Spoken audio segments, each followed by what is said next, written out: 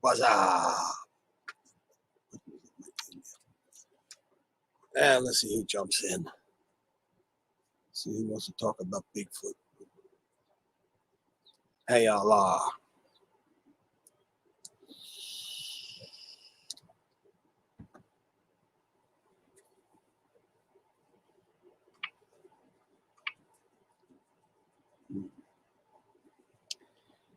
Imagine a lot of people cooking out and partying and having a good weekend. Tomorrow being the 4th of July.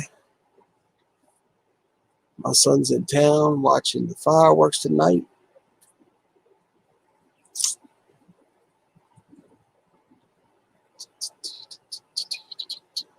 What the heck is that? That must be a leaf. Yep, it was a leaf. I wonder what that was. A leaf. A leaf. Well, I'm going to hang out for a little bit, see if anybody jumps in. If you jump in, leave a message over there in the chat so I know you're here.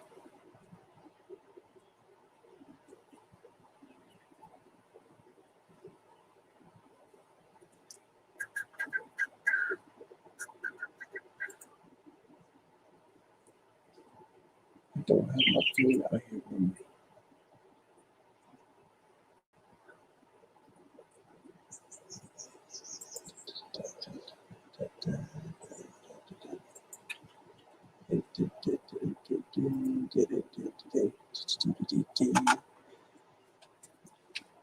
I hope everybody's having a good 4th of July weekend.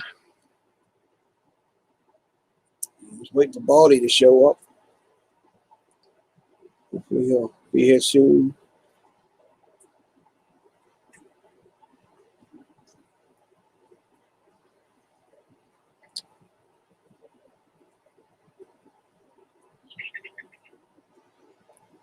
Every time 4th of July comes around, I think of Joe Dirt. Him talking to the guy there in the desert about selling the good stuff. All the names he rattles off. It's a funny part of the movie.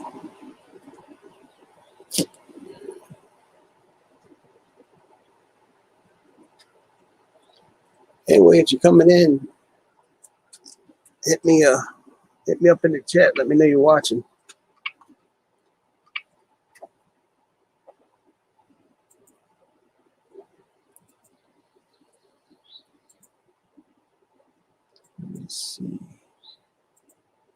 Let me see.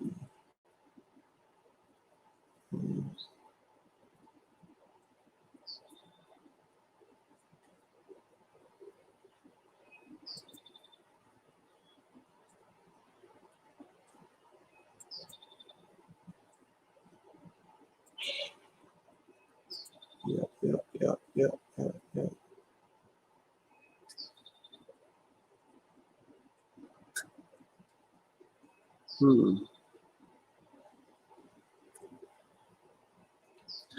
I don't want to get too much into the subject before he gets here because it's easier and better when you got someone else to talk to about it.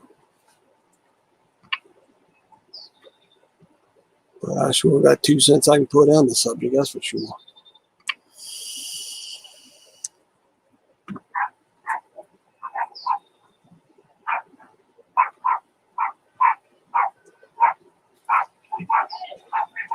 Let me mute this a minute.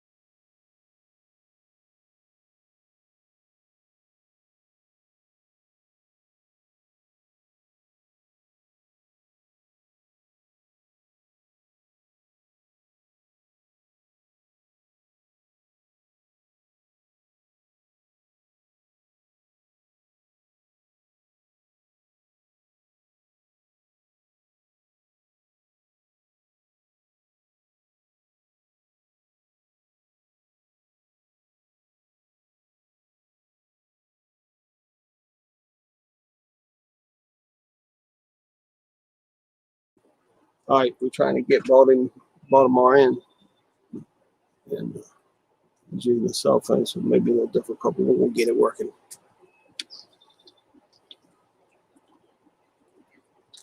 I got faith.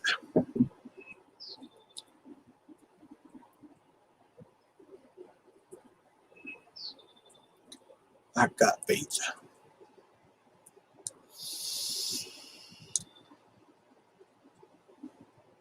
I am so ready for a cold beer.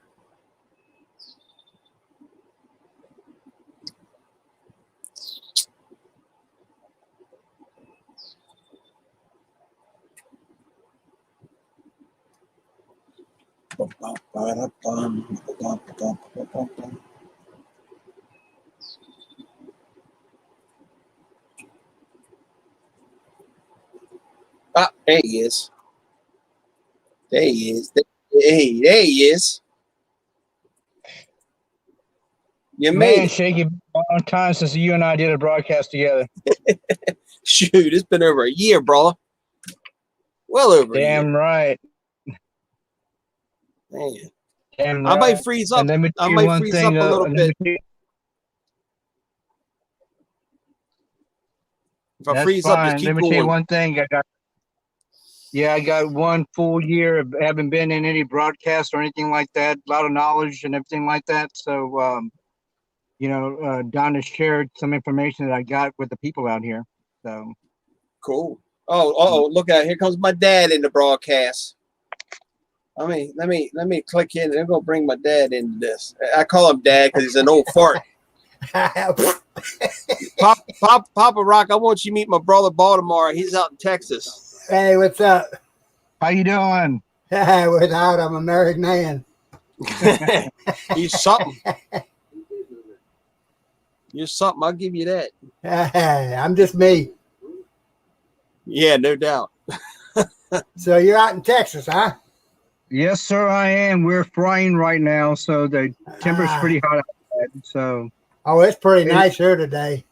yeah, but it's been pretty wet here for the past few weeks, and it's the wettest that we ever been here in Texas for a while. Yeah. Texas got a lot of rain. Oh yeah. Yeah. When the Noah's flood, we only got 1/4 of an inch. So Yeah, that's when you flood. yeah. You know, we're gonna talk about Bigfoot and stuff tonight. There we go. Being a researcher, you would be amazed at the things that researchers come across that they don't pay attention to because they've got one thing in their mind, and that's Bigfoot. Now, Baldemar can tell you he has discovered bushes, butterflies, flies that they didn't even know were around there. I mean, tell us, Baldemar, get into a little bit about that, the different stuff that you found. God, where can I start? Where can I start? The thing is, I have a friend of mine that's a scientist out here, and he's always looking for different species of animals down here. And he would give me a call and say, "Hey, Baltimore," he goes, "Well, call me Baldy." He goes, "Hey, if you're ever in the woods, and you found something different or unique, just give me a call." Yep. So sure enough, and then one year I found a sheepfrog. It was pretty wild because we were out here and it sounded just like of a short that was going on in the woods. I'm going, that does not sound right.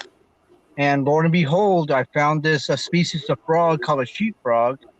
And so it was pretty wild because it was actually found in Argentina, and what's it doing in South Texas? Yeah. And then all of a sudden I started, and then I tracked an elk for 2.5 miles, and Lord and behold, and sure enough, it was an elk. And apparently it was released from some ranch, and nobody told the game warden about it, and I found the tracks of that. Whoa. Yeah. And then so now I'm looking at a species of butterfly that's actually it's actually called his host plant is actually called a spice lily, and I managed to find that plant, and a scientist actually called me up and told me that he needed some help trying to find it. And lo and behold, we didn't know when it bloomed or anything. And sure enough, I was talking to my fiance on the phone, and lo and behold, I see these plants blooming on the side of the road. I said, "Wait a minute, baby, I gotta call you right back." And lo and behold, it turned out to be the spice lily. And the spice lily is a host to this butterfly that's actually they call it the giant skipper, and it hasn't been seen here in South Texas since 1955. And Wow. they don't know whether it's extinct or not. But host plant is actually the spice lily, and we found over pretty close to over 1,000 plants within a couple of days. That's And good. yeah, and so right now I have pretty close to over 1,000 plants growing right now of the spice lily right now. Wow. Yeah, so people scientists think that it's extinct, but I don't think so. So I don't know. Nothing's been seen since back in what, 53, 55. 55? Yeah, I'd say it's pretty extinct. Correct. But again, it's dealing with when you go into the woods. I've always had my eyes open. Whether it's mushrooms or birds or whatever. Mushrooms. Yeah, it's not. And Wrong I got. kind. And when I go out there, I have my microscopes out there, and I have so much scientific stuff out there just in case if I find something unique. Then I call my scientists up and they always tell me what you find. And sure enough, I lay it on their table and say, "Hey, this is what I found today." There you go. So, yeah. So that's the best part about it. And dealing with Bigfoot research is it's not for me personally. It's not dealing with just finding one species of No, or anything like that. It's a volume of stuff that you could actually find out there. Yep. So that's what makes research so fun. Now, Papa Rock, I want to tell you something about Baldemar. He's modest. Baldemar has been on BBC, Really? and he's actually taken to the creek where the dinosaur tracks are in the, and you can see and actually done things talked about Bigfoot on BBC channel and stuff like that. So I mean, Hey. he's been around the block. Yeah. I He's knew been my doing this a boys little to do while. something. I knew my boys to do something in life. He's been doing this a while. It's dealing with there's some people that are just doing it for the money and doing it for the publicity and stuff like that type deal. You don't know. I can tell you don't. Hell no. For me, it's just a walk in the park. There you go. And people freak out with the stuff that I find and everything like that and stuff like that. To me, it's nothing. Yeah. And so I'd rather have my name out there. Maybe like help find whatever, and the people could write their stories whether they want to. At least that I help them do my help them out doing their whatever Their they research. need to. Yeah. Yeah. So. Yeah, that's good though. I mean, you don't see too many people doing that. No, it's again, it's like man. I walked up there with rattlesnake traps. I walked up with mosquitoes repellent, and I walked for miles. And again, it's like you just never know what you're going to find out there. Yeah, you never know. That's one thing about the woods. You never know. Yep. Never know. Yeah, your brother's been bragging on you. Let me tell you one thing about Shaky. Shaky and I have been friends forever. There you go. Long time. We've actually been doing broadcasts forever. We've actually did a broadcast with Daniel and Shaky and everything like that. He's basically got me started here. And if it wasn't for Shaky, there wouldn't be no Baldemar. That's exactly. No. Shaky's for real. That's what I like about him. Yeah, he don't put on to be nobody else but Shaky. You know what? It's like Shaky. And Shaky knows real well. I call it like I see him. That's it. Yep. That's it. It's the only way you can do it. Yep. For sure. Now, Shake can So, tell you, I tell it like I see it. You know, if they mhm. don't like it, well, they can go up the other way. You know, I Yep, don't care. You know, yep, I believe in a free mind, free spirit. yep. And Like I said, if you can't exactly. smile, it ain't worth living. Yep, it's like I said. I said a million times. If it wasn't, if it was no Shaky, there would be no Baldemar. So There you that, go. yes, it God's honest truth. I've So made a pretty strong connection with him. Sure definitely, have. definitely. Yeah, But he's family to me. well, Paul, Oh, I'll tell you what. Let's talk about Bigfoot, man. Let's talk All about right. let's talk about the thing. You know, tell you know they've all heard my stories, Baltimore. Tell them what happened to you, man. Tell them, you know, I know there's a couple other people in the chat, so tell them what happened to you that got you involved in it.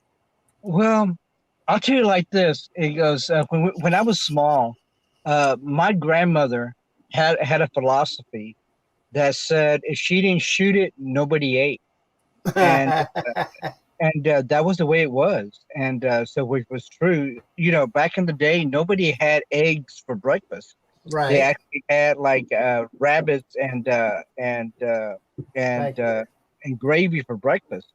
You know, that was way back in the day. Yeah. And they actually talked about the cormiona, which basically means long fangs. Right. And so that's the kind of stuff that we grew up with as children. And Now, so, Baltimore, I don't want to cut you off real quick, but just so you know, Baltimore is an Apache Native American. Oh, I can So see that. they Yeah. get well. I just want you to have the background of what he's coming up from. You know, he's born and raised Apache, so that's Right. where his background is. I'm I sorry. got Go it. ahead. and then all of a sudden, stuff didn't fall into place quite. When I was small, I would say like around maybe like an age of 5 and 6. There was actually an old barn down by this place that my grandparents lived in, and I noticed that there was two figures going in there into the barn that was kind of hairy. And in school, we would talk about Curious George, Mm-hmm. and I thought Curious George was going inside the barn. So I was about to run to go inside the barn to go see what was going on, and my grandmother called me up and said, "Hey, what are you doing?" He goes, "I'm gonna go see George." He goes, "No, you gotta go back inside the house." So anyway, so that's when I started noticing that, and then so when I got older and started working into the ranch and everything like that, went to Virginia Beach for around 20 years, came back and started working back at the ranch and everything. And then, Lord and behold, I actually had my encounter with Bigfoot out here. And I actually saw it like around 40 yards away, standing upright. And Lord and behold, I said, "Man, this thing doesn't look right to me." Ah, And 40 yards away, dude. And he goes, "Let me tell you." And then sure. And so what I did was, hey, I got to talk to these old timers and check if they experienced anything. And I started having a meeting in my hometown. And sure enough, people started showing up to the Bigfoot meetings. And Lord and behold, I started having stories that was going around since 1924 about really? encounters that they've been having. Wow. The stories went on and on and on. It was like a water faucet opened up, and I came out to the news and put into the news. And then once that came out to be public, and I had more stories go on, and I probably had pretty close to like maybe like 130 stories within the year was over. And Wow. yeah, and the thing is for me was is uh, is how this creature has been seen all over South Central Texas. And this what I did was I started doing a timeline and what happened in a certain year, month, Uh-huh. date. I mean everything. And then so including to my timeline, it should be here right now. So it's following a pattern, basically. Exactly. Yeah. And then I had a phone call. I had a phone call like around a couple of weeks ago where they actually found this hog that actually had his ribs caved in, neck twisted, and Wow. that sucker was still alive. Really? Yep, and wanted to know what I would do about it. And I said, you know what? He goes, and excuse the French. And I said, well, stop the bullshit. He goes, what I would do with this thing is put a tracker on this thing. He'll come back for it, and then Lord and behold, if he takes it, you're gonna find out exactly where he's eating it at. Yeah, yeah. You know what I'm saying? He goes, sometimes Yep, you got to yep. think outside the box, you know? Well, let So- me ask you this: do you consider them as like cavemen? You know, back in the caveman days. You mean like Neanderthal? Yeah, Neanderthal, right? I consider them as a species of man that is more it's more or less like a next step above to a Native American Indian, because they Okay. do everything different. I mean, they do everything the same what a Native American Indian would do, Right. from the houses to the markings. I mean, to everything what Native American Indians would do. So they they're would- basically on the like the footsteps of the Native American Indian. Correct. Basically. Correct. Okay. Okay. See, Papa. Here's the thing, Papa. Bigfoot research is like politics and like religion. It's divided so well on smaller things or whatever. It's so divided because you have what's called the woo. You have people that believe that they can transport between dimensions Right. and through portals. You have people that think they're flesh and blood. You have people that think they're from outer space. There's people that think they're the Nephilim. There's a lot of different theories, but the thing is, we don't have any evidence to prove anything. No. I mean, to be Correct. honest, we don't know. We don't know what they are until we have a body. And God forbid, I'm not saying we need to go out and kill it. I don't No, believe it. Unless it's self-defense, you have no other way of handling the situation. That's one thing. But you just said something that struck a chord with me. Why would we want to kill something when we are infringing upon its land? Not because our there's people out there right now with guns that are hunting them down just to prove it exists. Yeah. That's going on right now. The Gulf Coast Research, and I'm not saying anything against them guys. I'm friends with some of them guys, and that's what they do. But I don't mean I agree with their philosophy of it. But you know, they have every right to live just like we do. I'm Exactly. sure. And the thing is, you don't just find them in certain states. I mean, when we were living Well, they're all over. when we were living in South Carolina, down on the Air Force Base, I may have told you about this, Shaky, but as kids, we went down by the duck pond, and we went in the woods.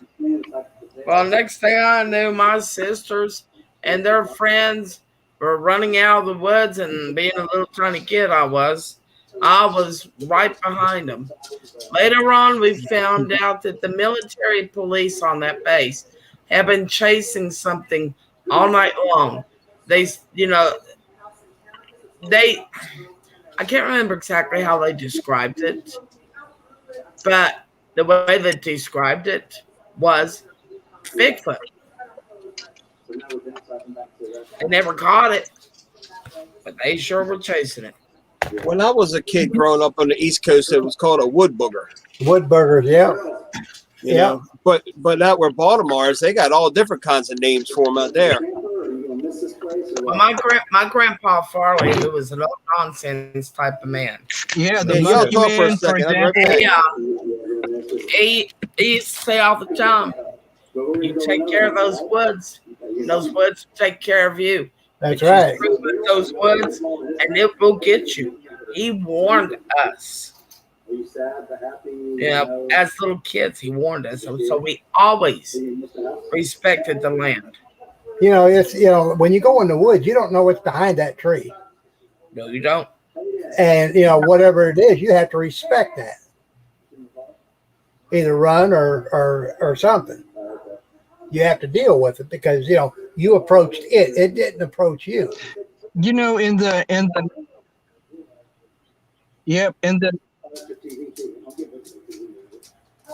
Huh? see, when we go into the woods, it's basically their territory, Yeah. and it's basically Exactly. their land and their rule.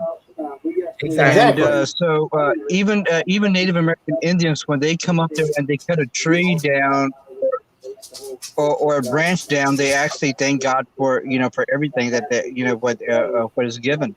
Right. But down over here is Bigfoot. We have a lot of names for Bigfoot over here. He must have dropped out Where'd he go? service. He must have lost Oh connection. shoot! I was really. I may not look like it, but I am listening.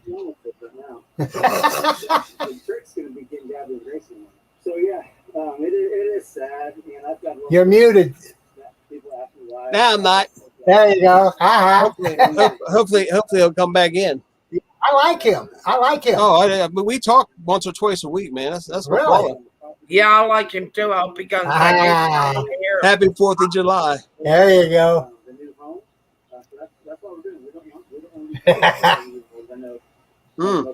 Happy 4th of July. Hey, happy 4th of July, brother. There you go. Let's click him out. You know what that is, don't you? There he is. It's weed. I'm back. That There is you not go. weed. Who's got weed? Red?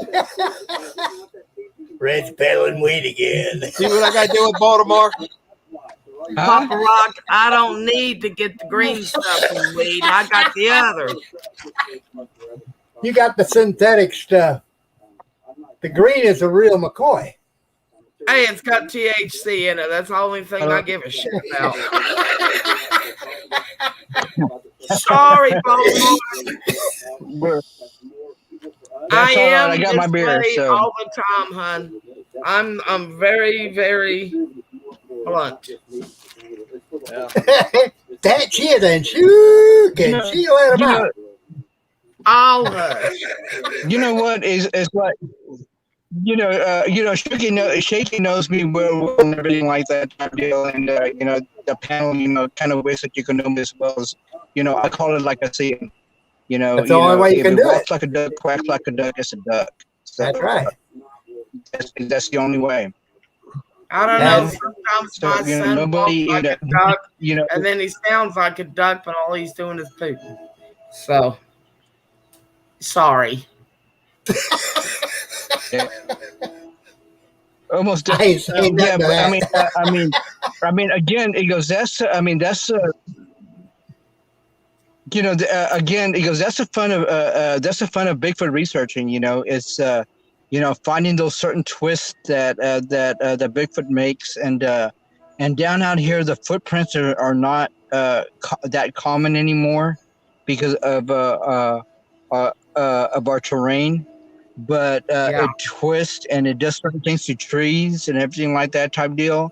And I'm not an expert. Nobody's an expert on Bigfoot. He goes, but let me know. But I'll let you know one thing: is somebody has been in my area, and I know that there's no man or anybody has ever been there. And if they basically do something in there, I'll know about it. Yeah. So. Well, but I've Most heard definitely. people make the argument, well, they never do find any of the bodies if they die. Well, you know what? Humans bury their dead. Who's to say that they don't do the same thing? Exactly. I had a dog, and when she had puppies, she lost 2 of the puppies, and she dug a hole and buried those puppies. Yeah, they will. I mean, that's animal instinct anyway. Yeah. I mean, believe it or not. Baltimore, I found two twists this week on my property where the tree was twisted and then pulled over, and they're green, and it's still a green tree. It's a live tree. I told you he was there last night. You wouldn't believe me. Yeah, you're breaking up on me. I can hardly hear you. Huh? He froze up. Yeah, it froze up. I'm froze up. No, he was. Oh, No, Baltimore. he did. Yeah. Well, shoot. Dang. Did I cause that? What? Wow, No. jumped in. No.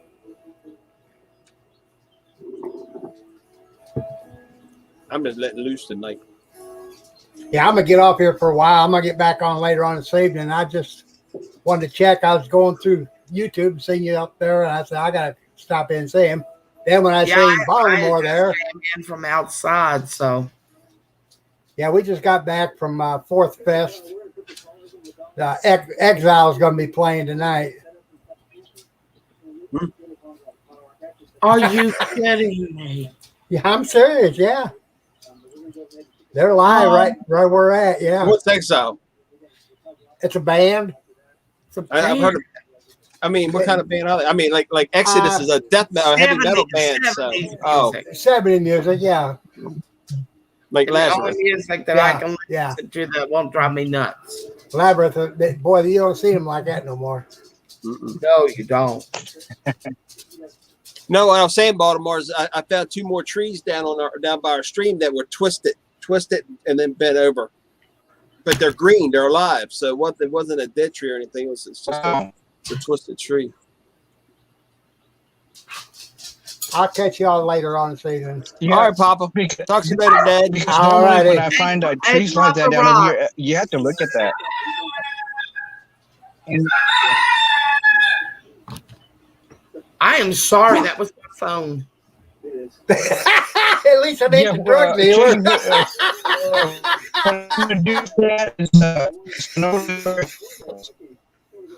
Wait a minute, you're breaking up again. True. All right, I'm going to jump off. Didn't Exile. Hold on.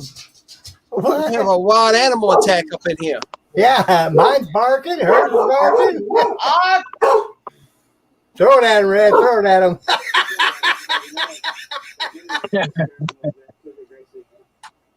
All right, I'll catch y'all later. All right, see you later. Love you. Anyway. But yeah, those twists are pretty cool. If I'm not mistaken, Shaky, Exile was the band that sung I Want to Kiss You All Over. I still don't know. I have to check it out. I'm young. Y'all normally, when I find twists down here, and it gives me, it's basically.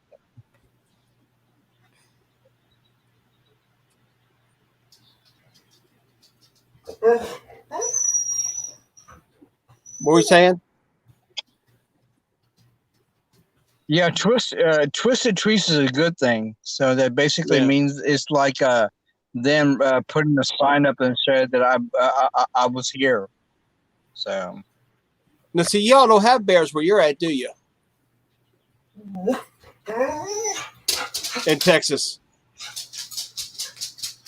Oh, pop that again. I don't think they have bears where he's at in Texas, and we have bears here. So I think that's the difference. But I don't think the bears are twisting these trees like that. I don't know. We found a cool grass hut like thing. It's really cool. And then he got a picture on a game camera. Really good. Hey, is that back? Hold on, let me click them back in. There you go. Yeah, we don't have no bears out here, and the thing is, again, what normally is what does these certain twists is something has 2 arms, 2 hands. Yeah, right. So again, we have to. Again, it's like the only reason why we haven't seen that much Bigfoot activity out here is because a lot of hunters have not had their feeders up.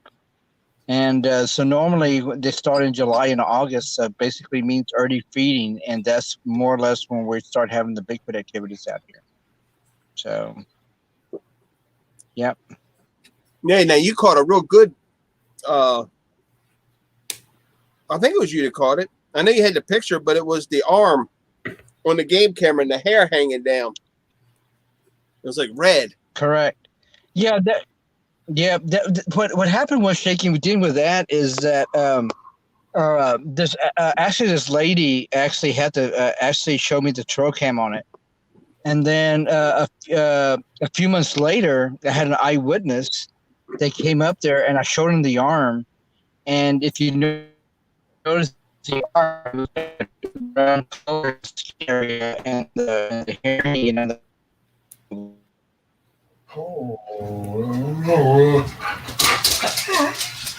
like maybe like around 30 yards away, and that was actually what he saw the Bigfoot on. So and then you come up there and for me the trophy troves of this stuff is that what the eyewitnesses are the ones that basically have the key type deal, and they're the ones that actually physically see them, for the first time, and they're trying to give you information, stuff that they actually seen. So, there's a well-known Bigfoot researcher. I'm not going to put his name out there in case somebody watching runs into him, but anyway, I had gotten wind of a picture he had gotten from another Native American somewhere that was caught on a trail cam, but it was and I pinned him down. I actually ran into him and I pinned him down. I said, "Hey man," I said, "what's this about this picture you got?" And he denied it. He says, I don't know what you're talking about. I said, "Well, I'm gonna tell you, it came from a reliable source about this picture." And about 20 minutes later, he walked back up to me with his phone open and said, "Here," and showed me that picture. He said, "Yeah, I got it." And he showed it to me. And it was a trail cam photo and this Bigfoot walking right past it. It's perfect side profile. I mean, beautiful picture.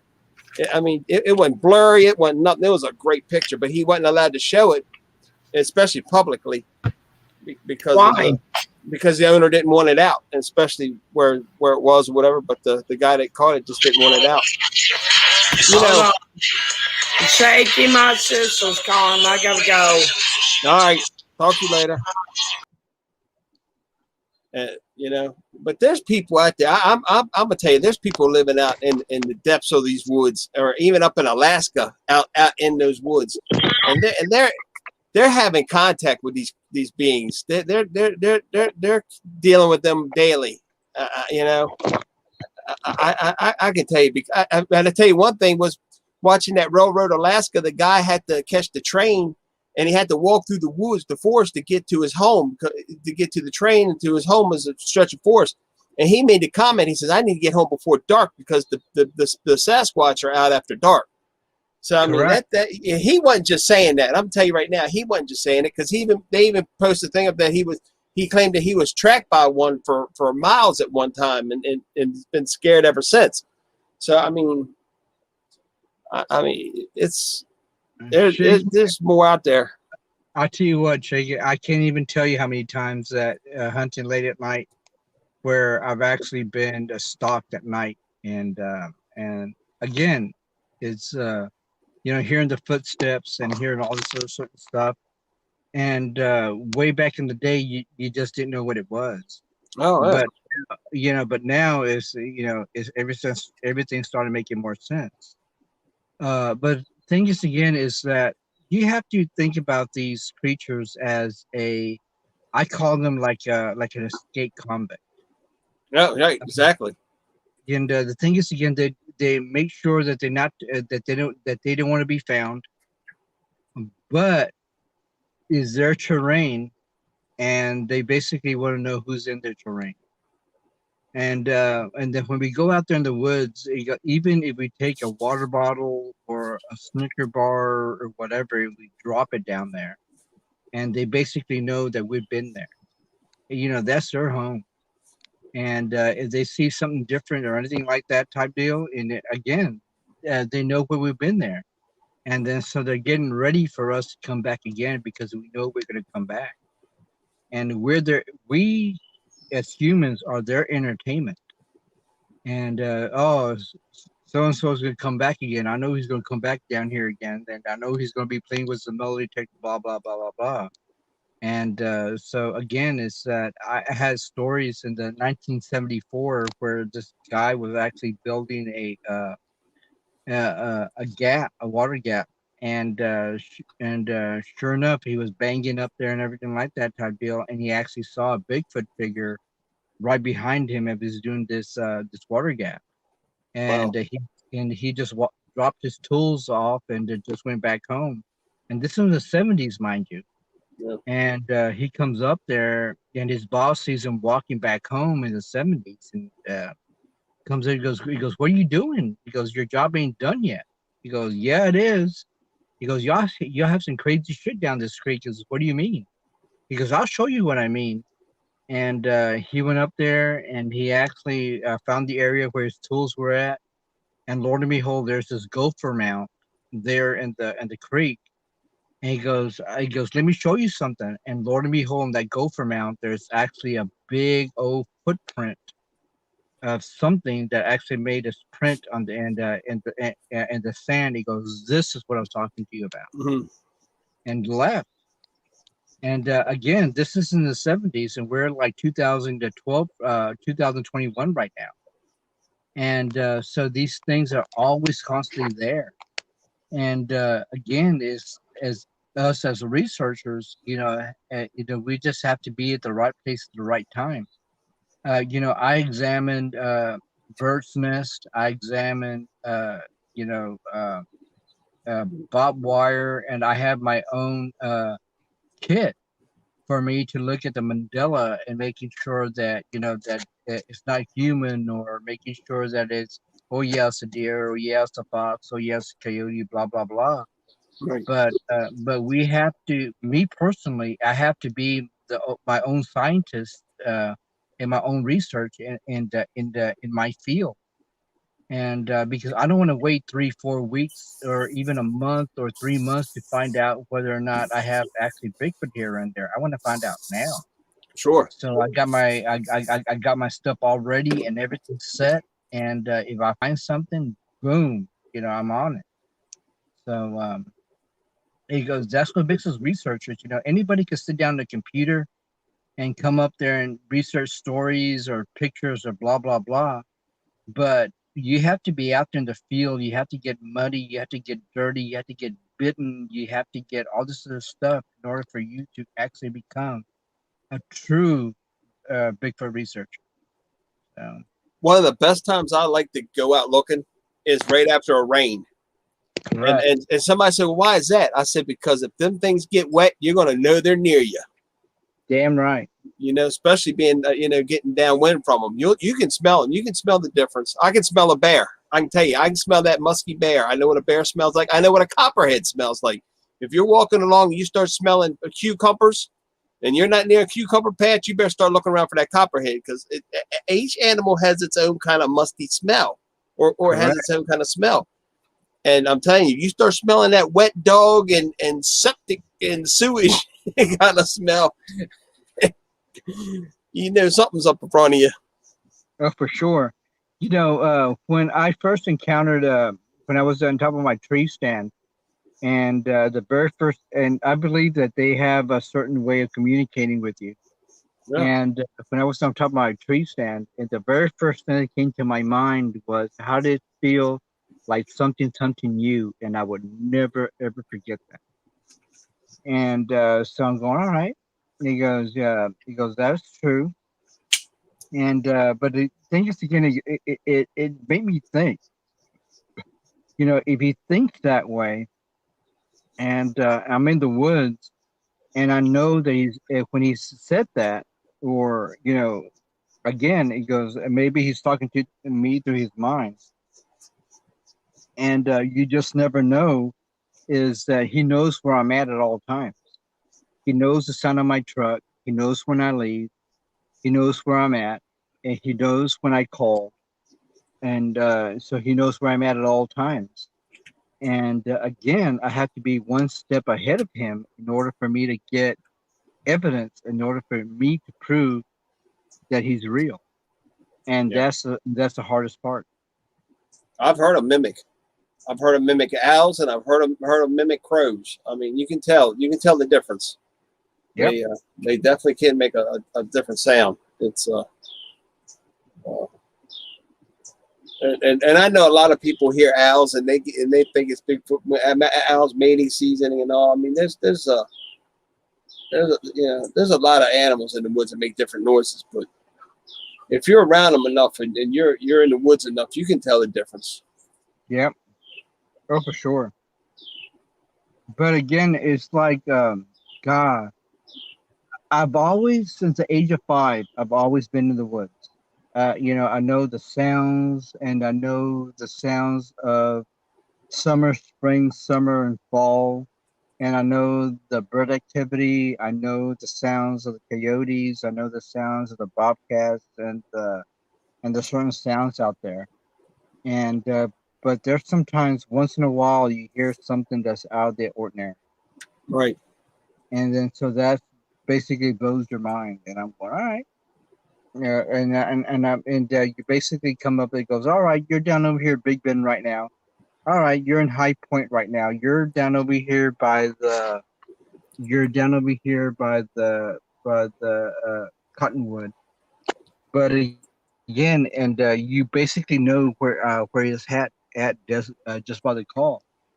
And there's people that come up there and say, "Hey, why won't you take me to your places and where you go and I'll pay you like $1,000 or $500. You take me to this place." I go, "No."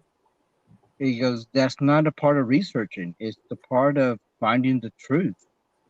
And so many people out there want to find the truth. So many people trying to find out there that this animal does exist. And they come up there and goes, "Why? Let's put it in a slab. Just shoot it." And I'm going, let's say, for example, there's only 6 species of these species left. Why do I have to kill one of them to prove to you that it's real? And I said, no. And he goes, there's other ways to prove that. So, I mean, that's the big difference between a researcher and just a hunter. Sure. Because They make hollow darts. You know, they Yeah. make those hollow darts, and you know, you could get it for any hunting rifle and shoot it, and the dart will collect the tissue, hair and tissue and everything in one shot, and it'll fall right out and collect all that DNA, and it's And the thing is, again, is, Shaky, we have a philosophy. If you shoot it, you got to eat it. right. Well, I'm not eating a Bigfoot, I can tell you that. Yeah, but let me tell you one thing. That's our philosophy. That's basically old school. Oh yeah, that's the way my And, grandfather raised me too. You go out hunting, Okay. you kill it, you're gonna eat it. Exactly. And why do we leave stuff like that to rot? No. But the thing is, again, dealing with the history and dealing with our stuff out there and dealing with our teachings and dealing right with nature and our environment. Anybody who does this for a sport, no way. We're researchers. And is better either is a walk the walk or talk the talk. He goes, and basically what I do is I walk my walk and I talk my talk, and nobody could tell me that I don't do shit. He goes, I come up there and I got my microscope, I got my shit, and I got all, and I get my tissue samples and I get all my stuff. And again, nobody's going to tell me differently. And then I am my own scientist on that field. Right. And then so again, nobody's going to tell me differently. And there's some people out there that come up there and stay in the computer all day long trying to find evidence. He goes, that's not evidence. The evidence is going out there, is collecting it, getting your tweezers, getting bit by mosquitoes, getting bit by all this other stuff out there, and in order for you to get your information and get your sources. Yeah. So that's a big difference between being a true researcher, than being a person that actually looks inside a. I'll tell you what, Ray, I can tell you something. Bigfoots are sneaky. People laugh about, but I'm gonna tell you they're sneaky. You can track them all day long, but I'm telling you, once the sun goes down, they will turn the table on your ass. You better believe it. You'll be walking along thinking you're still tracking something, and then all of a sudden you'll hear something paralleling you along the ridge line or whatever, and they'll be right around behind you, and they're tracking. They'll mess with you. They'll mess with you. Oh, They're some definitely. jokesters too. They're like little jokesters, man. They love to mess with people, and I think a lot of people don't realize it. Oh, let's say for example, you have one or two or three, and turn into that little group there. Hell, again, with their entertainment, they're like, let's go see what these guys are going to do now. Sure. Yeah, sure. I mean, they'll throw little rocks at you and all kinds of weird stuff. You'll be thinking. I mean, they'll get you thinking. They'll they'll throw rocks at you and they'll intimidate you. They'll also intimidate you to see what you're going to do. again, Shake, it's like I've always said, he goes, it's a big difference. I come up there and I watch all these shows all the time about Bigfoot stuff and everything like that type deal. And a lot of stuff is basically dealing what they want the public to see. Yeah. But in honesty, is if you come up there and you do a true researcher come up there and just study the ground and study everything about the terrain and everything like that type deal, and basically study everything. And when the like right now, we have Mustang grapes growing right now, and then we have a lot of a whole bunch of other fruits growing down right now. And I know that that's one of their one of their food supplies. Right. And so you come up there and you come up there and you see all what they eat, and and then all of a sudden they start calling, and they start doing, and you do and you get your information about when the last sightings were and everything like that. And then the very first thing that comes to your mind is, well, they're going for the grapes or they're going for the certain fruit, and it's abundance of this fruit here, and that's why they come in here for. And then so you come up there and you put your 1 + 1 = 2, and then all of a sudden you put your game crams, praying for just that one slight second that they're actually going to come down there. But again, it's dealing with seconds and minutes. So again, that's what we dealing with researchers. You just have to learn how to do that sort of stuff. Yeah. Does that make sense? Oh yeah. Yeah. I I know this, but for the people that are watching right now or that are going to watch, if you think that these things can't move around between places, you got to think from Maine to Georgia. There's a super highway. It's called the Appalachian Trail. And Correct. then you've got these little rivers, you've got streams, you've got creeks, you've got power lines. These are highways these things travel on, and they know that map by heart. They know where they're going, and they can go up and down this East Coast. Like last week or whatever, the black bears were coming in North Carolina. Well, I just saw black bears just coming in here now, so they could be coming north and following that food as it ripens as they come north, and then whatever reason they'll go back south once the cool weather starts hitting up north. They can go back south and they'll migrate. I mean, these things will migrate up and down the East Coast, and it's like I said, there's a super highway for them to travel on. There you go. Wait a minute, there's a question in here for you. Hold on, Baldy. Mr. Galvan, have you ever done any research over by Skinwalker Ranch in eastern Utah? That's what's your thoughts on it? Oh, Skinwalker Ranch. That's a good one. Yeah, that's a cool place. Basically, I'll tell you like this, is that down out here we have a lot of limestone, and we have a lot of certain I've actually got my metal detector and actually got the readings for the magnetic fields around this area, and I'm very, again, as a researcher, you have to know these things. And down over, even though that you have stuff on Skinwrecker Ranch, basically there's a lot of areas that actually have the same activity in Skinwrecker Ranch than we do have down here.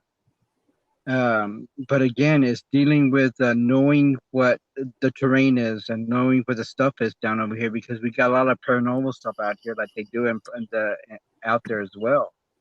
We have a lot of we have a lot of UFO activity out here than we do out there. So again, we just our minds have to be opened up to, even though that there's stuff going on over there. He goes, what is different from that area to my area? So again, it's dealing with having your open mind. But Skinwalker Ranch is very, very awesome. But again, it's dealing with a hype. And there's a lot of stuff dealing. I've been behind the camera and everything like that type deal. I'm dealing with a hype and dealing with other people want for them to hear and trying to get their stuff out there. But if you come down here where my area is at, then you come up there and you stop and you realize and trying to figure out exactly what's going on down here compared to over there. And it's basically the same stuff that goes on there that we have down here. So yeah, I think it's I tell you what, if look at Skinwalker Ranch, even if it's something to do with UFOs. I mean, come on, Utah to Texas. I mean, a UFO can travel through this galaxy as fast as they can. I'm sure they could be in Texas in a couple minutes, just like here in West Virginia. You know, what I mean, they could zip all over the place. So so who knows? Shaky, I'll tell you like this, Shaky. I have dealing with Bigfoot researcher. Dealing with Bigfoot researcher, you come up there and you it's just not. It's just not dealing with Bigfoot. It's dealing with the paranormal stuff and dealing with. I mean, people will come up there and tell you stories that will blow the mind. Yeah. And you come up and a lot and I would say like around 100 stories that I've heard. 33 and 1/3 of this was nothing but Bigfoot. I mean, UFO. So yeah, and it basically blows the mind. And I've actually had people come up there and tell me that they've actually heard Bigfoot, UFO activity down here, and I basically agree with that because I actually seen that myself. Right. So again, I mean, once you come up there and you're dealing with ghosts and you're dealing with alien stuff and you're dealing with different types of animals out here and dealing with like the thunderbirds and things like that it's like putting into making a pie and you have all these ingredients in this and you're like going, where do I start eating this thing? So and it's funny is you also hear people say, well, why would the government want to cover it up? Well, look what's going on right now. They're releasing UFO information now, finally, after all these years. I mean, they finally decided to open up some of the stuff. So, I mean, of course they're going to cover things up. Well, why would they want to cover up Bigfoot? Well, think about our forest. That's one of the timber is one of the biggest economic things we have in this country. If there's to be proven there's an endangered primate living in our forest, it would destroy our timber industry. The government's about money. They're not about people's feelings or caring about what you care about or care about what anybody cares. It's all about money to them. So of course they're going to keep it a secret. To me is I know that they know that they're there. Sure they do. I know, and I know that they know that they're there. And I know that they exist. I know that people know that they exist. And it's kind of hard for people to prove that it exists when they come into people's houses and come up there and say, well, you need to see exactly what you saw. So but dealing with my team is that we got a real good team. He goes, we got scientists. We got scientists. We got so many people in that field that we document everything, and then so nobody could prove us wrong. And we have a lot of people in government, backing us up. If we find something out here, and and I know very well that we have the backing up from everybody. So that's the best thing is knowing, trusting people, and knowing what government officials have your back. That's the best thing. So yeah, and I tell you what, let's look at Mount St. Helens. Correct. All right. There's a place near Mount St. Helens called Ape Canyon, and for years it was the legend of the cabin where the prospectors had shot at a Bigfoot, and then all of a sudden they at one night were pelted by a bunch of them jumping on the cabin and whatnot. Well, they finally got the I guess the general layout of where this cabin should be. Well, they found remnants of where the cabin was to prove it existed. And then you had Mount St. Helens eruption, and you had people that were going, and they'll come out and point blank tell you that they were threatened not to say anything, but they found burnt Sasquatch, Bigfoot, and put the bodies on the truck and hauled them off. So definitely the government knows they exist. That's not even an issue. Oh, for sure. What's his name? The portals could the portals could carry alien ships. It's possible they could transport Bigfoots to various areas. Just a thought. Well, we don't know. That's just it. We don't know. We can have ideas, but we really don't know. If you look at the Bermuda Triangle, that pilot, man, I wish I could think of his name. Anyway, he was flying back from I think it's Bahamas or somewhere, and he went through it was like a wormhole. He said that the classic, and for him to travel the distance would have exceeded the plane's limitations. He traveled hundreds of miles in a minute. It was just crazy. So, Bruce Burning. Yeah, correct. Well, let me answer this question, and I'll be direct about it. There was a man by the name of Abrigo, and basically he was one of my friends and one of my he was one of my confidants, and he was he was related to me by marriage. And this man up here, because I have a high respect for this man, but apparently he passed away. And he came up there and he actually encountered a Bigfoot encounter. And where he was actually working in a house where he was actually rebuilding. And he came up there and he looked at this creature. This creature was looking at him. And it covered a quarter of a mile like it was nothing. His words, not mine. His words, not mine. And the thing is, again, this beast is so fast. If he's that fast, and I could just imagine, because nobody could take a picture of this creature that fast. I don't care if you have the fastest camera. I don't care if you have, everything, but that creature is that fast. And that's why they don't have pictures of this creature. And again, I believe that. I believe they're wickedness. Yep. I mean, again, it goes, in order for you to take a picture of this thing, you have to be standing still. And again, it's dealing with it's dealing with that Patterson film. And to me, that creature went so slow in order for him to get something like that. If you walked away and I saw it, man, it would be totally different. But again, it's dealing with the speed of this creature. And in every single eyewitness that I had here in B County, that the creature was super fast. I'm going to tell you something about that Patterson film, and I'm going to tell you why she wasn't moving fast, in my opinion. First of all, I think she was looking for something. Second of all, that knot in the side of her leg, I think, was a bullet wound, and that's why she wasn't moving as fast as she could move.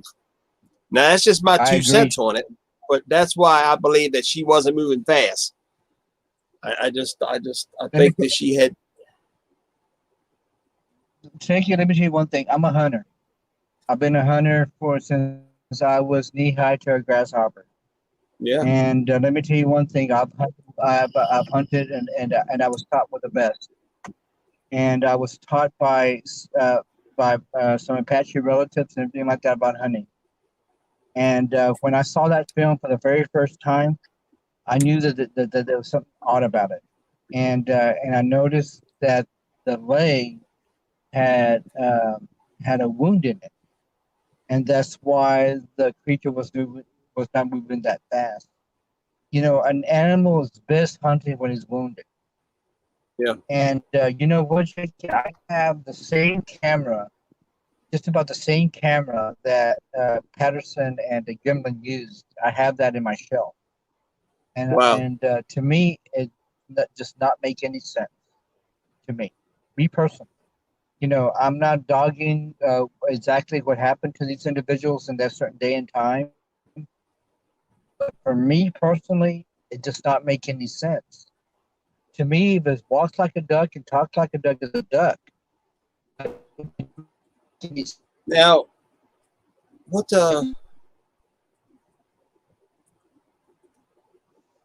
you froze up?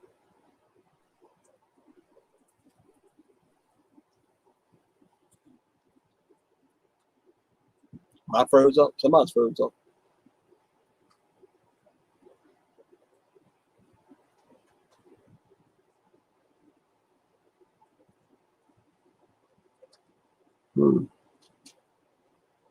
Let's see if he unfreezes. Maybe it's one of my numbers. I freeze up sometimes too.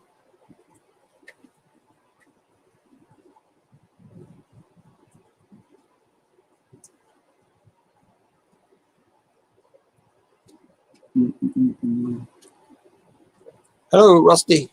I mean, Pepper. No, I'm not going to bring you a cuddly Bigfoot, but Baldemar lives down there by you. You back? Yeah. There's a lady in the chat I call Grandma Pepper, and she lives down near you somewhere. I can't remember. Why is it coming back up to add you to stream? Device not connected. I don't know what this one is.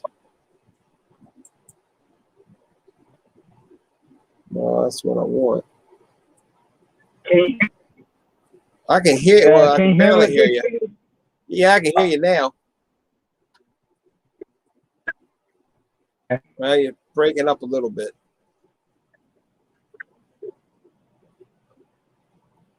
Now I can't hear you. Now it's broke up. Yeah. I can hear you popping in and out, but you're not clear.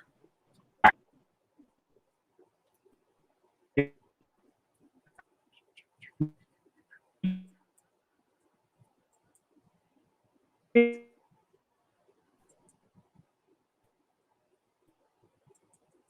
try this. Are you there?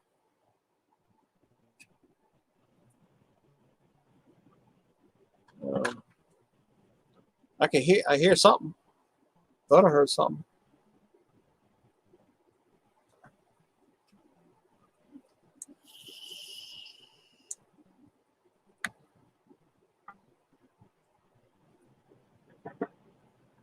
Is that you I hear, Baldy? Nope. I guess I'm going to try to come back in, I hope.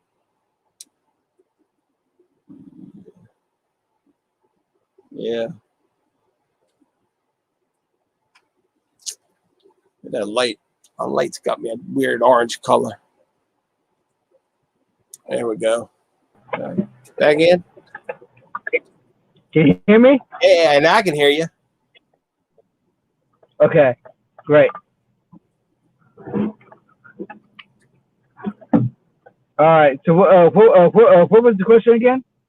I was talking about my grandma Pepper. She's down there in just outside of Houston. She said, "Bring her a big, fluffy, cuddly Bigfoot. She wants a pet." A pet. Well, I do it like this. It goes, again, it's dealing with God. I kind of wish that I can send you what I see, but again, it's this, just about every single night, we actually hear a lot of different types of sounds.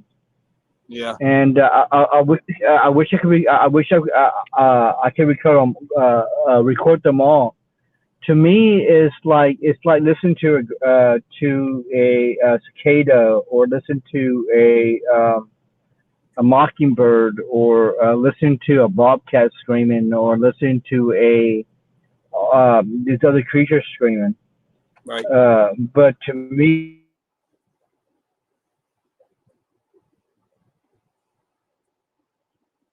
Did I lose you again? I ain't hearing nothing. Let me bring this down a little bit.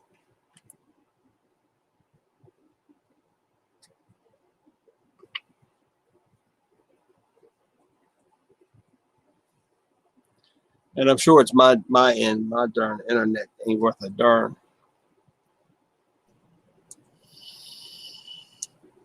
Can you hear me, Shaky? Yeah, I can now. Great. So, yeah, that's the thing. God, again, it's like a gift. He goes, and do I want to change it for the world? No way.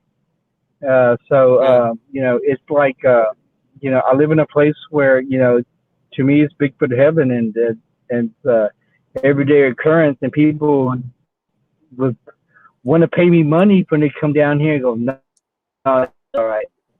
So I don't need money that bad. So Pepper, he's south of San Antonio.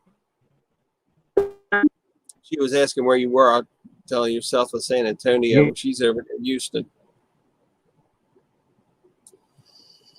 Houston is fantastic. Houston is, again, Houston's a big area where there's a big activity for Bigfoot out there. Even especially Wow, the really? outskirts. Again, Wow. yeah, 19.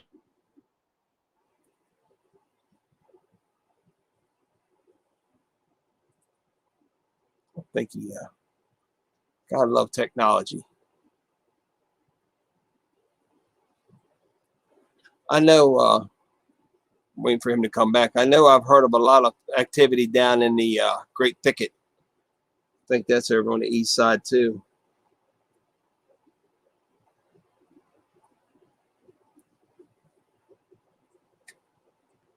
Mr. Lazy.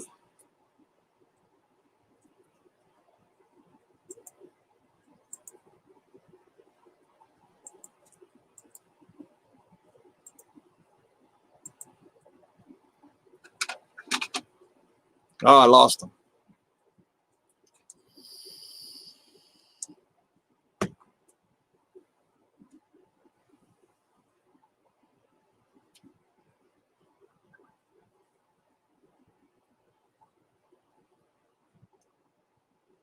No, I don't love tech.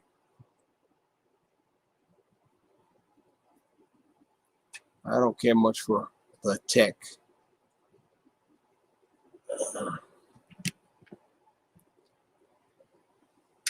Oh. Yeah, I've known Baldemar a long time. We've talked about researching, and a lot of our research, and we kind of have the same ideas about, and we really discussed it back and forth.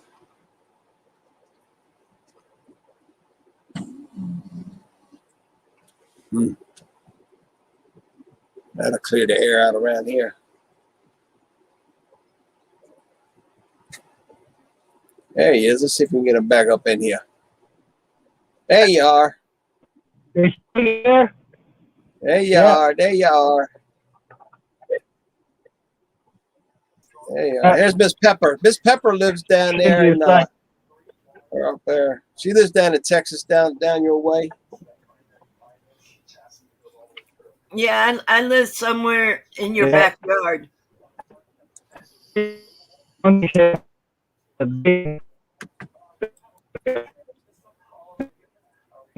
I notice people who have cell phones don't do very well on here too often.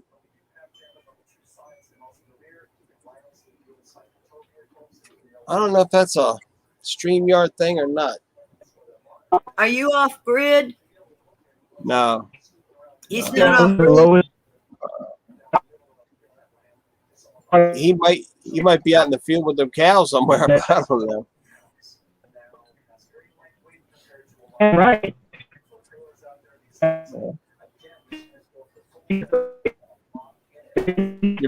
You're really breaking up. And I lost him again. So how you doing? I'm blessed.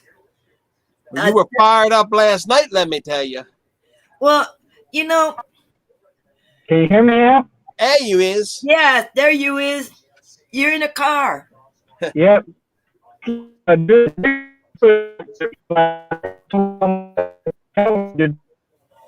know, I didn't mean to get anybody else fired up. I mean, I was just trying to thank the dude for acting like acting like he knew what he was doing.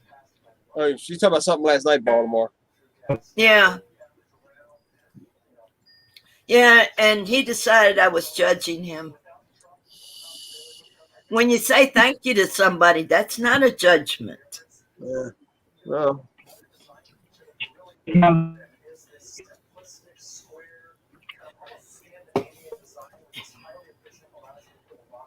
What kind of internet are you using? Who? There he goes. Oh, him. He's on a cell phone.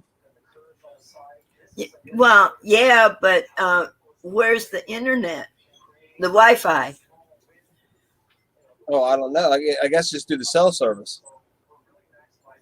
Baldemar says this that you need to connect your mic and cam before you can add. Never mind. Uh-oh. Add the stream. There we go.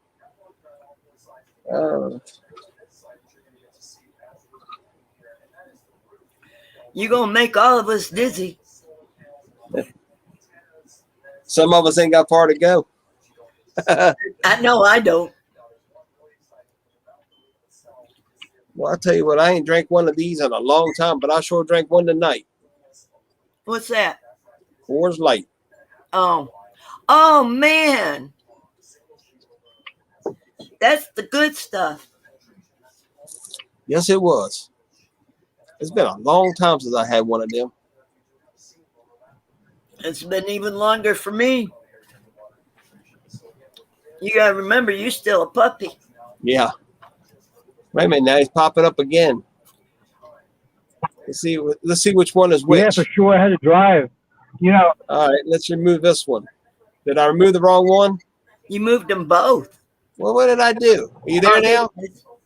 I see him. Hey, you there, Baldy? That's just the device not connected. Yeah. There he goes. Yeah, I hear you.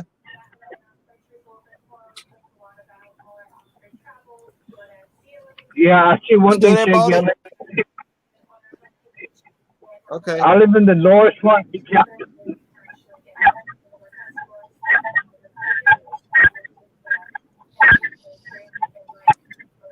You broke up again. Yeah. Hey, I heard a hey, I'm gonna, and that's all I heard. Well, see. Well, let me let you go. Okay. All right, brother. And, yeah. We have to talk. We'll get together and do this again. For sure. All right. Thank you. I appreciate it, brother. I'll talk to you later. All right, brother. I wanted to be in on the conversation about Bigfoot. I get to sit here and pout, right? We can still talk about Bigfoot if you want. My problem is I don't know nothing about them except that they're big and furry. Yeah, big and hairy. Well, I don't know about hairy pictures I've seen is they're furry. They look like Chewbacca. Are you back? Are you still there? There he is. I'm back. I am back. I had to. I live in the lower part of B County, shit like this, and the lower part of B County, we have a lot of kids down here, and so that's where the Bigfoot hangs out at. So I just trying to get used to again trying to find the best connection to it here. So yeah. You gonna introduce us, Shaky? I didn't. No. Grandma Pepper, and that's my brother Baldy. Baldy, hi. Yes, Grandma Pepper, how you doing? I'm I'm Shaky's big pain in the ass. Excuse No, my you're French. not. So You're my brother. yeah, You're so not I a pain come in up my there. ass. I know I'm not, but there's sometimes that I'm not too sociable sometimes, and like my main thing is to try and get people upset like at least twice a day. So that's my main thing. So yeah, and I do think that it's not very Christian like, but again, Yeah. it's that I try my best to do what I can possibly do in order for me make my fellow man a little bit happier. Hey, So, Pepper. Yeah. This guy on his bicycle aggravated him one time. Thought he put I voted for Biden bumper sticker on his bicycle. I like that.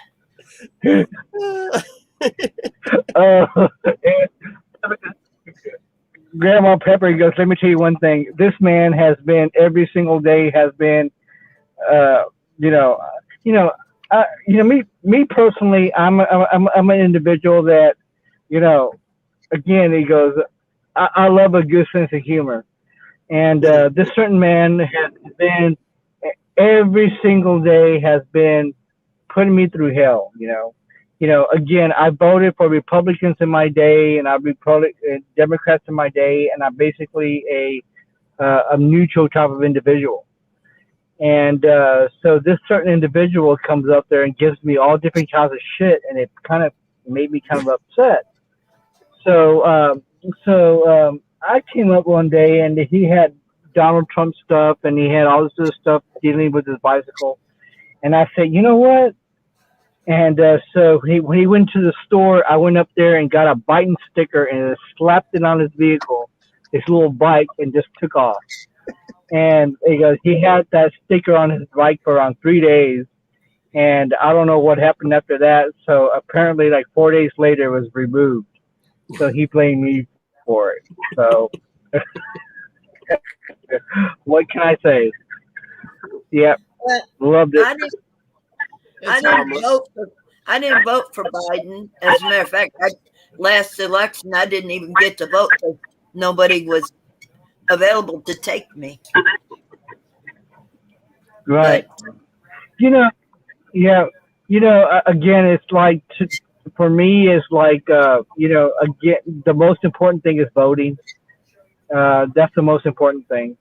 Whether you vote for Trump or Biden or whatever, the most important thing is voting. So that's our thing. Yeah, and, but that's Pepper, what makes Baldy went out of his way and made sure that people that didn't have a way to get to the polls, and it didn't matter who they were voting for. He made sure people got to the polls that couldn't get there. Well, thank you. Yes, ma'am. Yes, ma'am. We need exactly. somebody like you here in my town. Yep. Whether it was for Democrat, whether it was for Biden, for Biden or Trump, whatever, for me is that their vote counted. I didn't care, just as long as their vote got counted. So that's the important thing. I tried. Yep. Yeah. There's a lot of people who are shut-ins that didn't get to vote. Yep. Again, that's what makes us. He goes, that's what makes us who we are. Regardless. He goes, that's what makes us free. Just the right to vote. There's a lot of horror stories about certain voting rights that we have that trying to take it away. But the most important thing is voting. He goes, that's what makes our voices heard. So I don't care if it's Democrat, Republican, Biden, or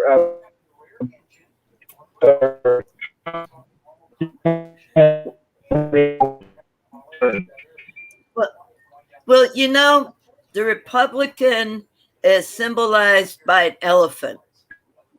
We all know what the Democrats are symbolized by. Does not make them that, though.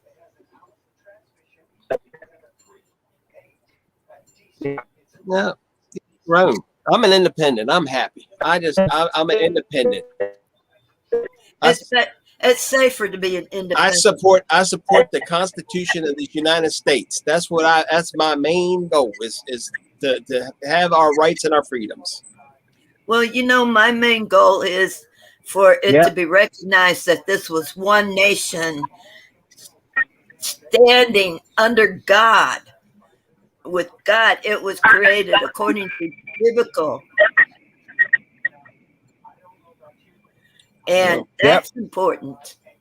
And in the last 50 years, someone has come, 50 my foot, more like 70. There's been people come along and twist all that out. Twisted it all around. Yeah. And what's bad is there's been very few people willing to stand up and speak out about it. Yeah. Oh, it's starting off early here. Yeah. I hear the booming. Ma'am, because I'll tell you like this, because my family have been representing Texas since before Texas ever was established.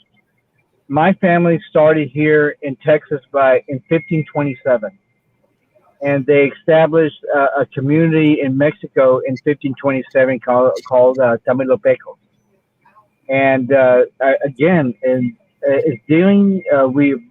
We actually brought cattle from Spain to Texas, and our families have actually done that for so many years, for so many hundreds of years. My great uncle represented the old cowboys of the old West down the Smithsonian, and we have our roots here in Texas.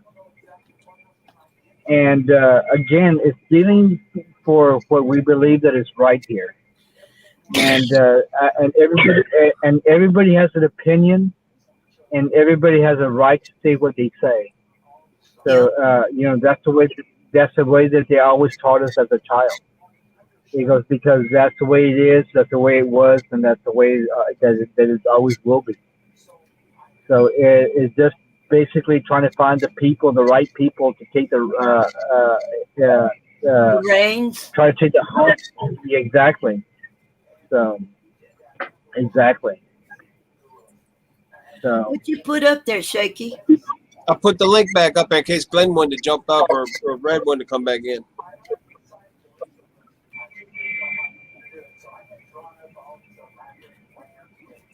I can't read what they're saying.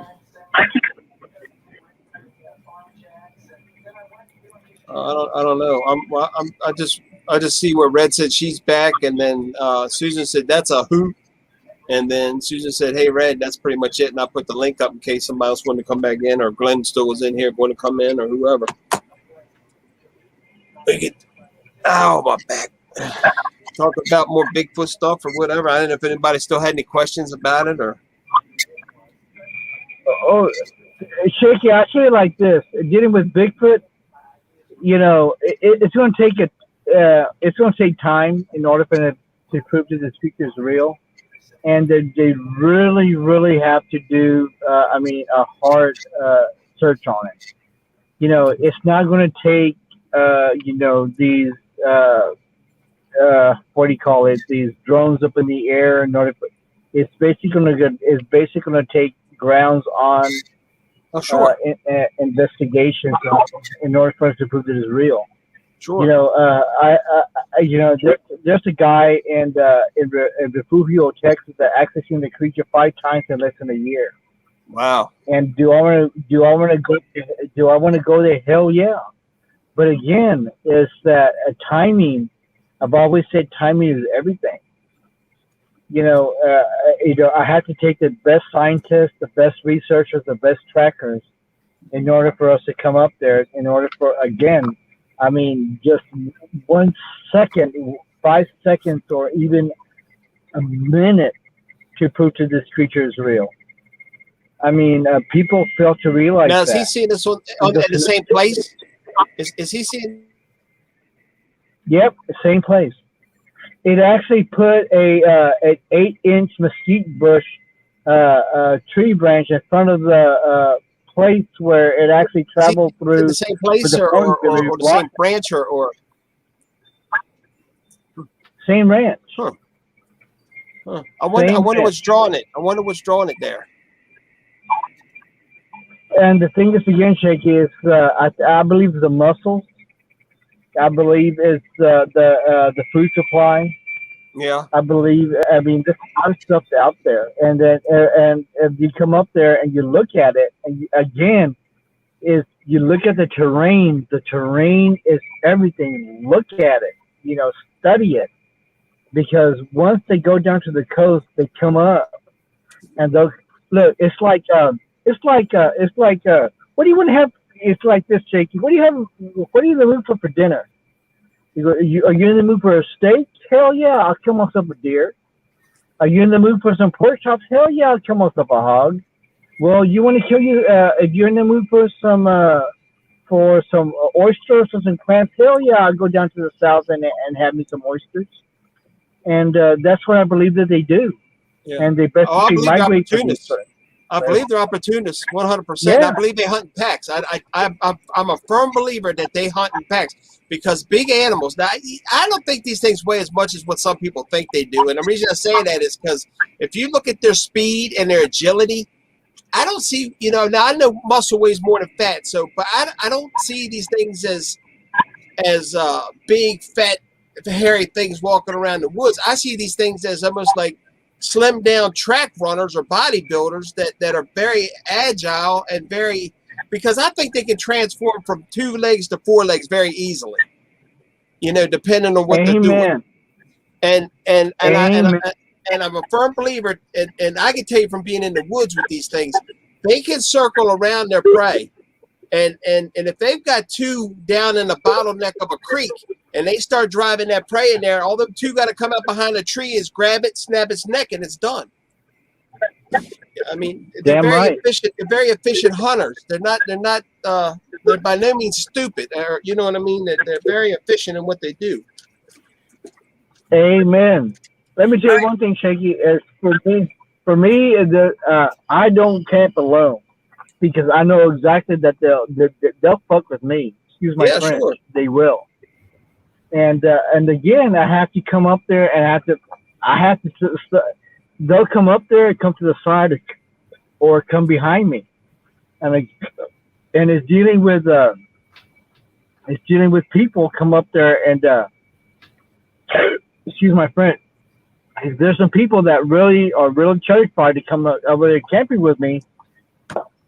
Because they know exactly what's going on out here. Yeah. So, Pepper, I have to bribe people sometimes. I was going to ask, is he an animal or is he a really hairy human being? That's up for debate. I don't think anybody knows. Okay, Grandma, let me tell you this. Got you because I tell you like this, and I like that. Yeah, let me tell you like this. It goes, chimpanzees and gorillas, they have this bag underneath their chin in order for them to come up there and vocalize certain things. People have chin, they communicate with that. And that's one thing different between the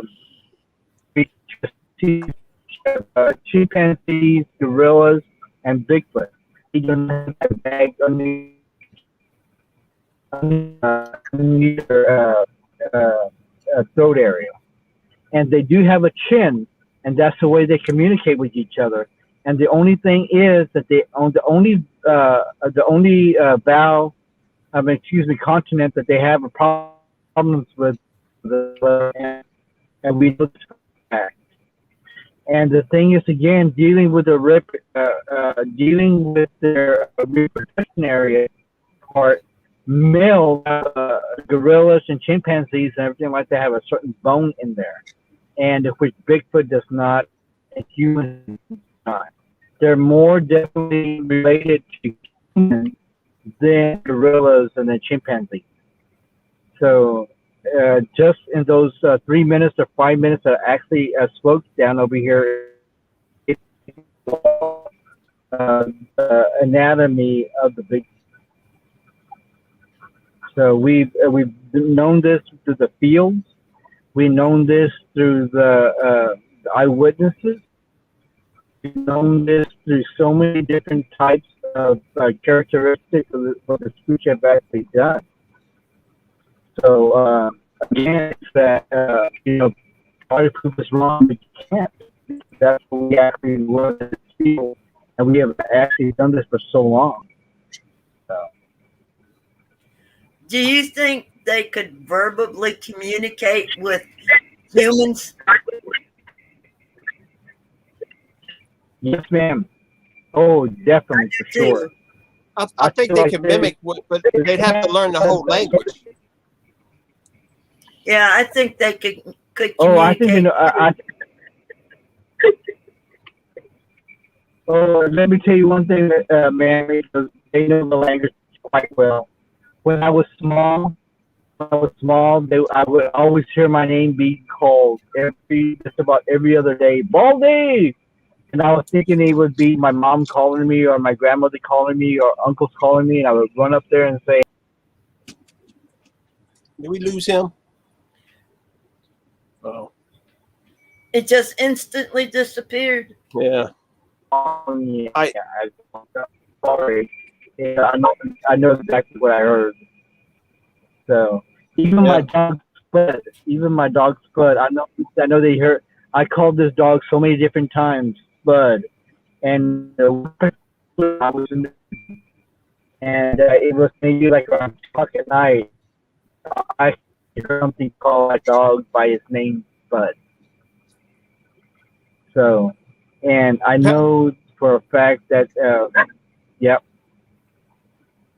Pepper, I'll tell you this. This is just from my point of view, and everybody's different to a point. But chimpanzees share 99.8% DNA with humans. It's very close.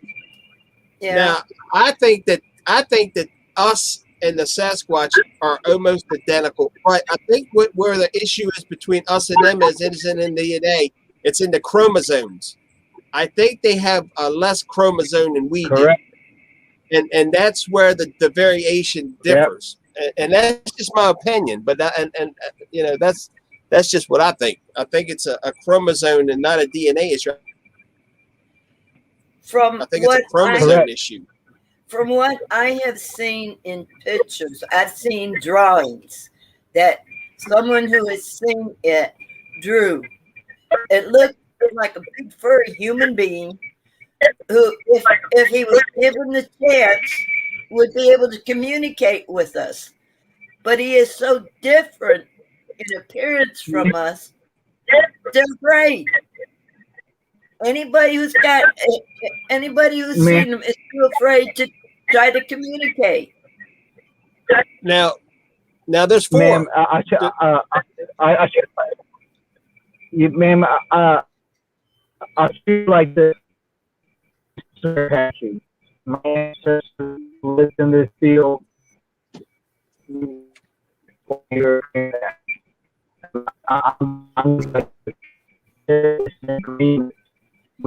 breaking up real bad. We never ever. Can you hear me, Shaky? Yeah, I can't hear, but you're breaking up real bad. Yeah, go ahead.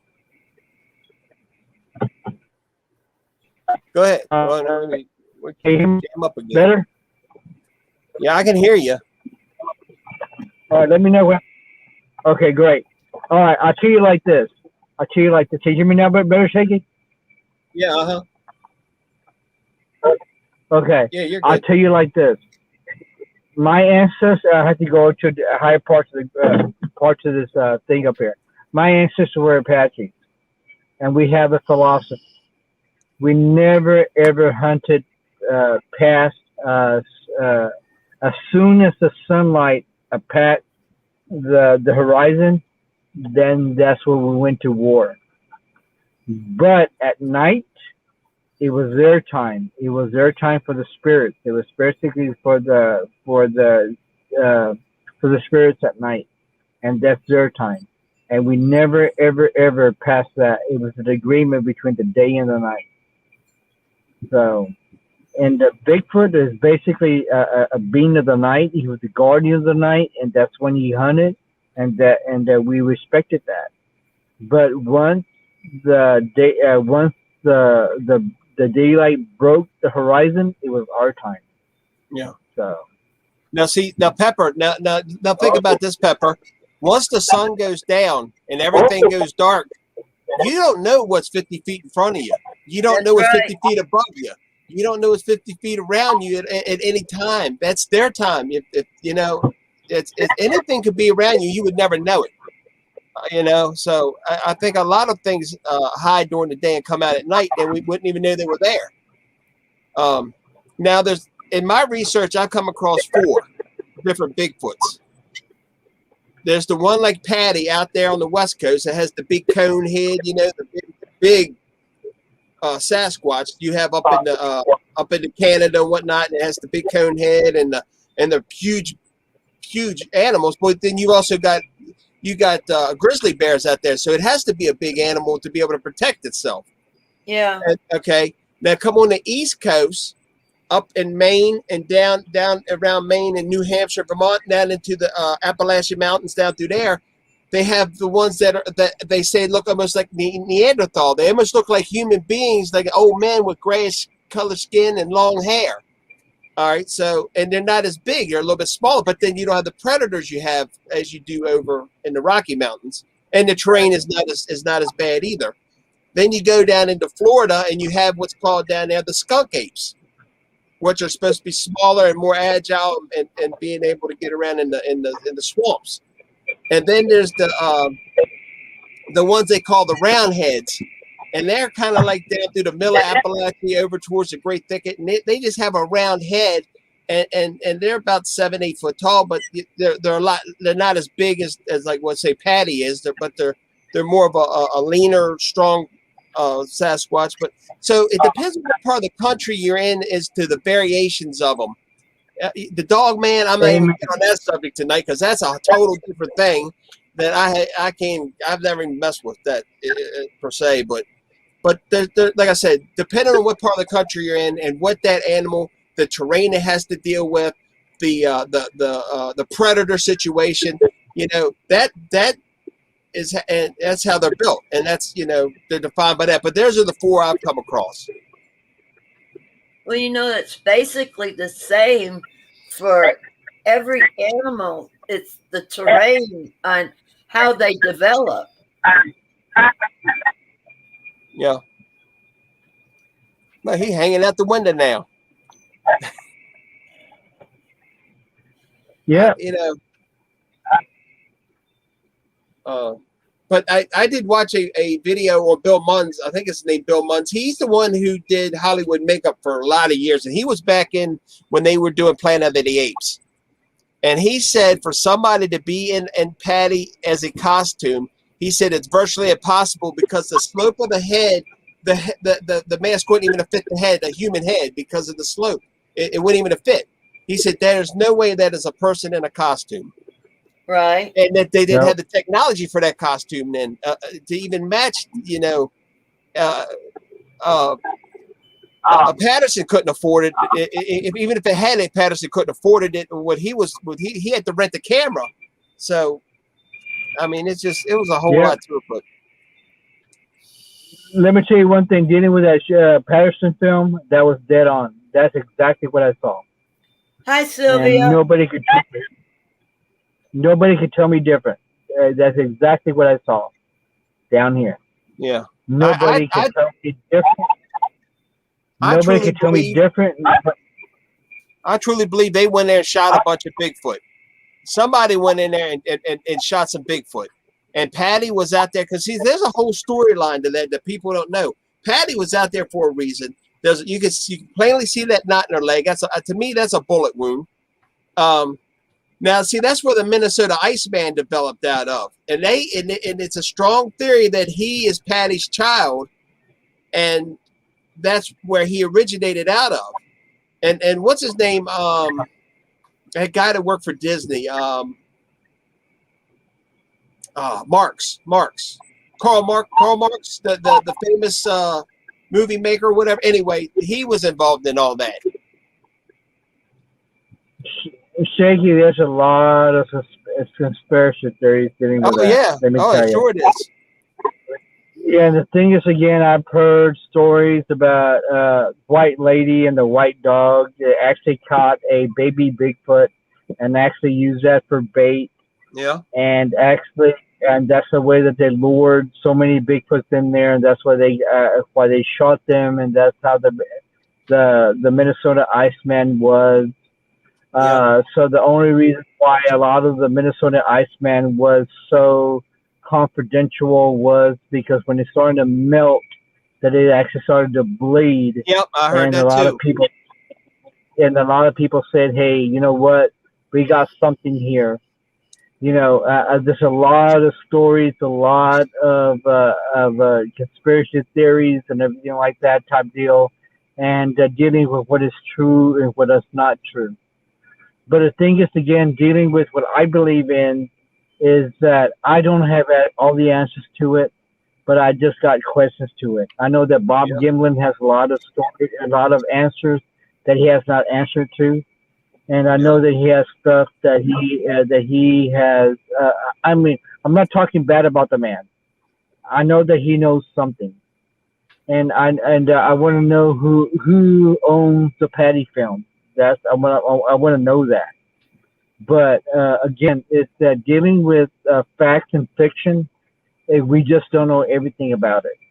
I know that it's a lot of stuff dealing with controversy of dealing with Canada and the company dealing with the lumber company out there and the lumber company in California, that they have something to do with it. I don't know, but that's the stories that I hear, and I know stories about the lady that passed away that actually seen the video. I think her last name was Short, and actually seen the videos of actually seeing about these about the massacre that actually happened at Bluff Creek or wherever the stuff happened in California or Washington State. I don't know, but there's a lot of questions. What is that? It sounded like a phone call. Said, Yeah, he might have got a phone call. There's a like I say, Bigfoot is like opening up a can of little black snakes. Not a can of worms, but little black snakes. Because when we've ever seen little black snakes race out of a can, they run.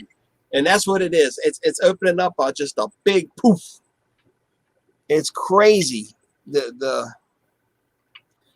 Well, y'all can keep them black snakes. I don't like snakes. Y'all can keep any kind of snake you think you're going to run across. Yeah, I'm not a fan of snakes. Me, but you know what? That also makes me wonder. If you talk about Sasquatch, in some of these places they live, there's poisonous snakes, but yet, you would think if something got bitten and died, you would find it, but we're still without that body. But the possum eats poisonous snakes and the possums are immune to poison venomous snakes. So it makes me wonder: are these things? Did they have some kind of immunity to poisonous snakes? There's so many, like you were saying, there's so many questions. We don't know the answers. We don't know all the answers.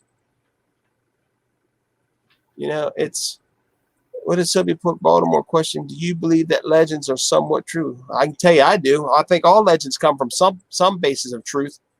Yeah, at some point. All legends have some kind of base of truth. Yeah. I don't know, the extremes of it, but I do know that all legends have some form of base of truth behind them. And this thing of Bigfoot is not something from the 60s or whenever the Patterson, I think, came out in 68 or 69. But I'm going to tell you, this is not, I have found stories and archives from the 1800s from settlers passing from east to west, from all over. Let's see if you can. Yeah, I'm the legend and the myth and everything. I sure am. Here we go. Add to stream. Let's see if we can get him back up in here again. He's tried. I'll be right back. I gotta check something out. Yeah, that's fine. Hopefully he's in a spot he can get signal.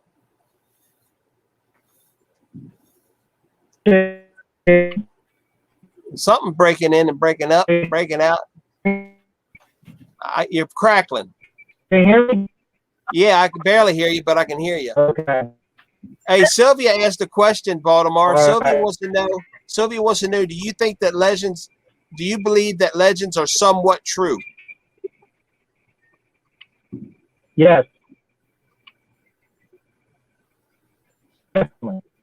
Yeah, I think my personal opinion is I think all legends come from some basis of truth, whether it's been expanded or not. But I think all of them have a basis of truth behind them. Oh, hell yeah.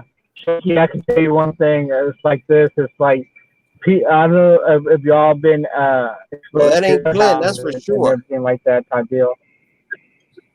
There has been stories about people have actually had encounters when people actually been to the outhouse and actually had experiences with Bigfoot going to the Yeah. house. So many stories about that. Yeah, Yeah. most definitely. Oh man, there was that one. What was that one movie? There was a movie. Oh man, the guy, him and his family were being tormented by Sasquatch, and he walked around the side of the shed, and that thing was standing right there in front of him. But it really happened. I mean, he claimed it really happened. It was true. Yep. Can't remember the name of that movie.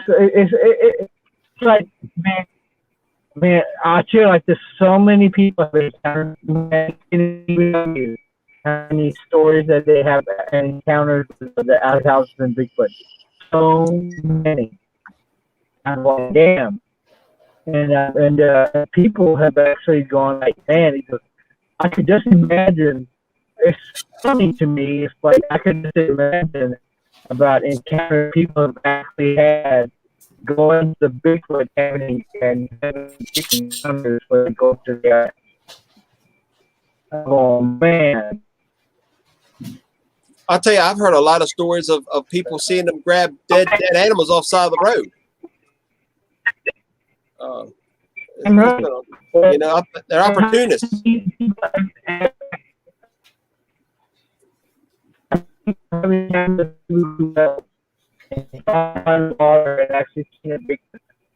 Come on. Again, it's dealing with the routine. All this is dealing with routine. So, I mean, if you do stuff every single day. We ask you blessings on it and those that you use. I done lost them again. And Father, make our appetite meet the needs of our bodies. Everybody's going to leave anyway. I see Lazy Acres just went live, so everybody's going to be rolling over there. Go get your supper. Yep, get your supper there, Rusty. Did you guys hear me? Yeah, we can hear you. Oh my goodness. Yeah, he's on a cell phone, Sylvia, so it's going to be hard to hear him. He gets a good spot for a while, and then it breaks up on him. He's down in Texas, out there on them ranches, so it's.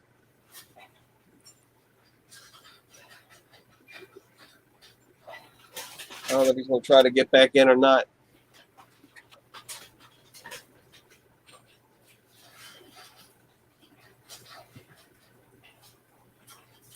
But I've been on here 2 hours. Let me call him and let him know. I've been on here 2 hours anyway, so I'm going to get off anyway. If you don't try to get back on.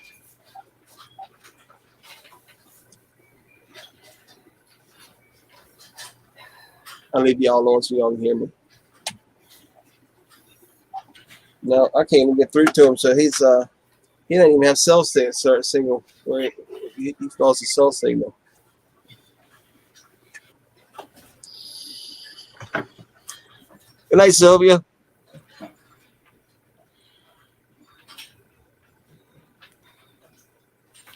Night, Sylvia. See if I can get a hold of him. I'm just going to let him know I've been on 2 hours and then go over and raid the other ones. Yeah.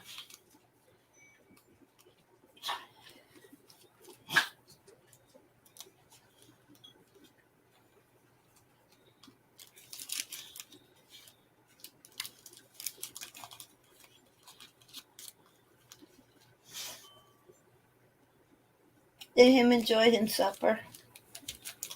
Him sure did. God gives him the best of foods. Him does, him does.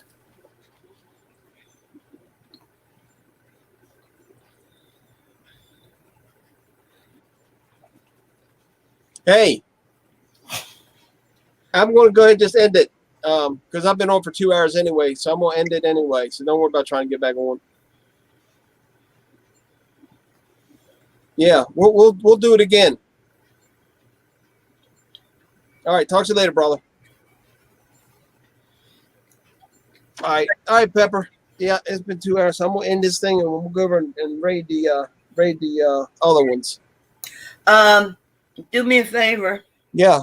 Pray for me for a couple of days. Okay. I've been trying to clean out a mess that one of the women who used to take care of me. Mm-hmm. She kept bringing stuff in, and it's all over the house. And I'm not supposed to be working on this stuff. I know. But I got to do it because we're having inspection Wednesday. Oh wow. Yeah. Well, I'll tell you what. Let's bow. You don't have to. But let me bow my head real quick, and I'll say a quick prayer for you. All right. Heavenly Father, we come to you and ask for prayers for Miss Pepper. Please get her through this inspection without any issues. Father, get her some help in her life. She needs some help right now. I wish I was closer, but Father, there's got to be somebody there that you can put on the heart to help her get things straightened out and help her get to where she needs to go and to help her do what she needs done. Father, we come to you through your beautiful Son, Yeshua, Jesus Christ, and we pray, Father. Amen. Thank you. No I don't problem. want to end up in the hospital because of the falls I might take. Yeah. No, you really got to be careful.